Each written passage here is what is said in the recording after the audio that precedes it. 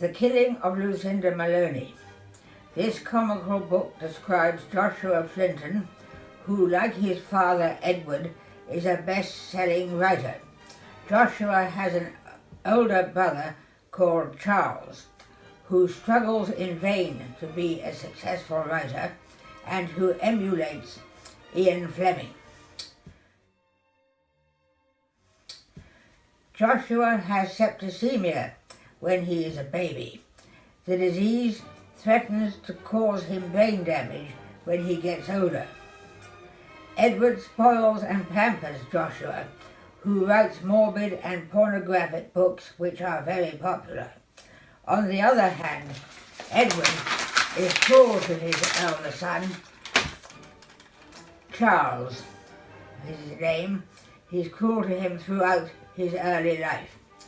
Charles is jealous of his younger brother and hates him. He waits for Joshua to be away from the house, staying with his beautiful, beloved, red-headed paternal Aunt Rita, and then burns down the house with Edward, his father, in it. Plagued by the threat of mental illness, bereaved but deeply funny, grisly-humoured, highly successful author Joshua Flinton takes refuge in creating his greatest character yet, and by doing so tries in vain to bring his beloved Rita back to life. She was killed in a road accident.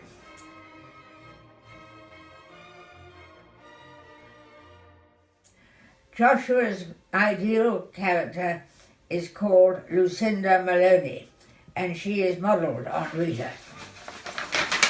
What begins as therapy for pill-popping Joshua soon dissolves into a dangerous obsession, and Joshua realizes in the end that he can't control the fictitious Lucinda Maloney, she controls him. Joshua pathetically goes out in search of red-headed prostitutes, but comes home in despair, as a man always becomes depressed once he's shot his load.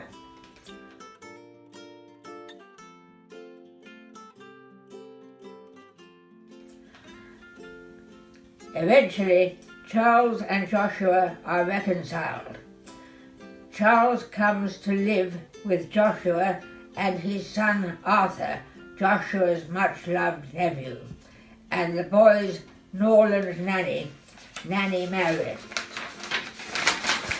In order to compensate for his failure to bring Lucinda Maloney back to life, very strangely, Joshua has up to 8 baths a day in order to cleanse himself of his dreaded writer's block.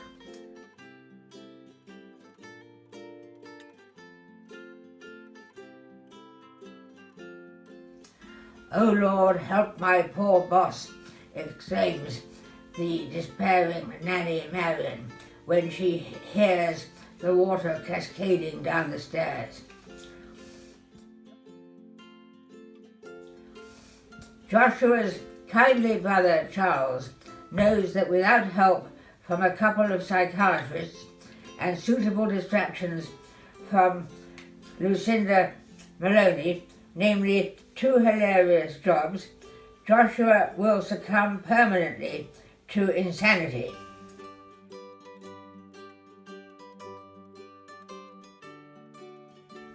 However, even Charles underestimates the power of Joshua's muse, whose reach extends far beyond the printed page and invades the life of any wretched person aware of her existence.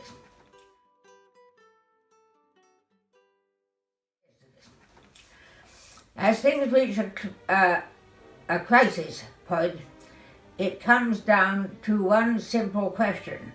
Will Joshua kill Lucinda, which in his desperation he has now decided to do, or will Lucinda end up by killing Joshua?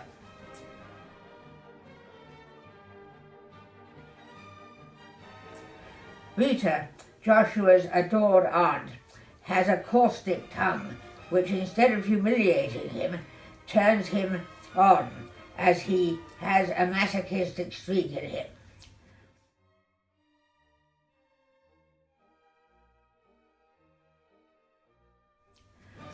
During a happy moment, Rita, a concert pianist, confesses incidents during her short-lived career as a medical secretary.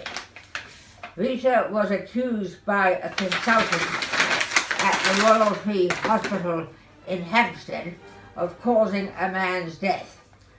"What the hell do you expect me to do about it?" retorted Rita. "Bowl over to the mortuary and cross his sodding hands?" Joshua is diagnosed as having epilepsy in the filthy Plymouth General Hospital. This breaks his heart, as he won't be able to drive a car. He is prescribed with a drug with sedative side effects for his epilepsy, as well as happy pills to counteract the side effects of the sedative drug. After Rita's untimely death, Joshua stops taking the drugs for epilepsy and only takes the happy pills to enable him to write the novel of a century, The Killing of Lucinda Maloney.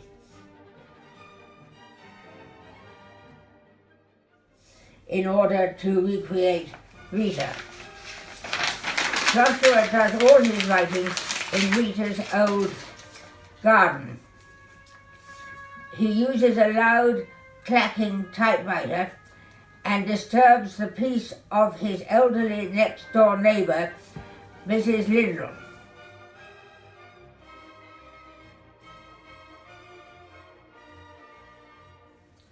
He screws his discarded work into balls and throws them over Mrs. Lindell's fence. Mrs. Lindell, a staid old maid, is horrified by the pornographic nature of Joshua's discarded work.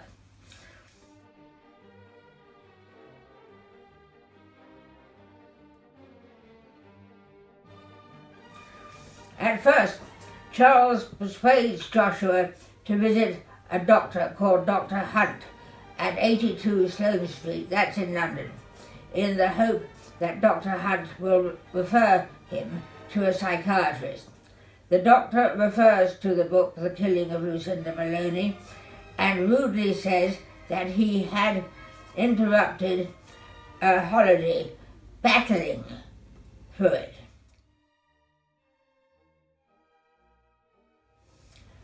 Eventually, Joshua is invited to New York to be interviewed by a television host who expresses fascination for his writings. He antagonizes nearly everybody on the plane to New York by having a compulsively obsessive strip wash in the tiny lavatory. "There are at least 14 people waiting to use the toilet," says a woman with what Joshua considers to be a common Nottinghamshire accent. "Where I come from, we don't use the word toilet," replies Joshua, who is crammed with happy pills. "I hear you've been in the lavatory for over half an hour," says the senior steward. "Is there something wrong?" "Up to a point," says Joshua. "Up to what point, sir?" asks the senior steward. Further, when Joshua pushes the carriage return on his noisy typewriter, he bumps the head of a baby clutched by the terrified woman sitting next to him.